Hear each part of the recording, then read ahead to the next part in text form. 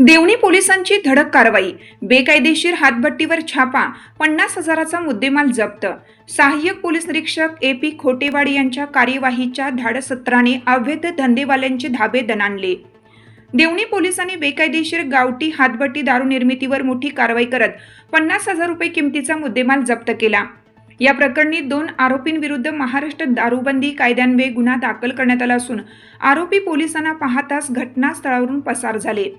पोलिसांनी दिलेल्या माहितीनुसार दिनांक 27 जून 2026 रोजी सकाळी 9:10 सुमारास जवळगा शिवारातील ब्रह्मानंद रेड्डी यांच्या शेतालगत नदीपात्र परिसरात छापा टाकण्यात आला।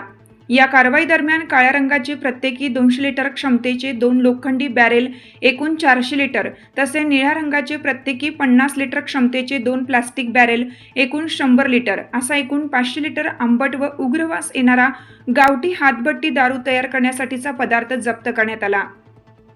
या मुद्देमालाची अंदाजे किंमत 50,000 रुपये असल्याचे पोलिसांनी सांगितले।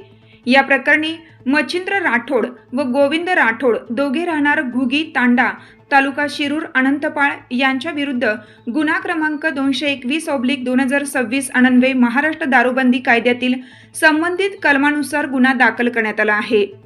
या प्रकरणी पोलीस हवालदार जयराम गोविंद पुठ्ठेवाड यांनी फिर्याद दिली असून आरोपी स्वतःच्या आर्थिक फायद्यासाठी बेकायदेशीररित्या गावठी हातभट्टी दारू तयार करून विक्रीसाठी साठवणूक करत असल्याचे तपासात समोर आले आहे।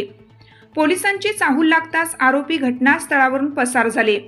गुन्ह्याचा तपास पोलीस हवालदार गायकवाड करीत असून गुन्हा पोलीस नाईक कट्टेवार यांनी दाखल केला।